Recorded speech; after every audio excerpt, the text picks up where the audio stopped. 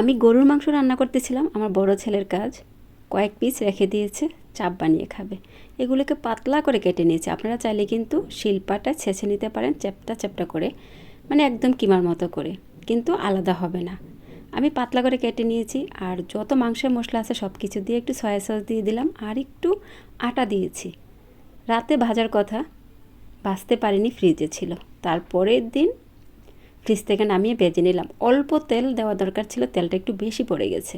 আপনারা চাইলে ঘি বাটার দিয়েও ভাজতে পারেন, সামান্য একটু তেল দিলেই হতো, কারণ মাংস থেকে কিন্তু এমনিতেও তেল ওঠে। উল্টিয়ে পাল্টিয়ে কড়া ভেজে নিয়েছি। আর পাতলা যেহেতু করেছি, একদম তাড়াতাড়ি সিদ্ধ হয়ে গেছে, আর খুব সুন্দর স্মেল ছিল। মাশাআল্লাহ, খেতে খুবই মজার ছিল।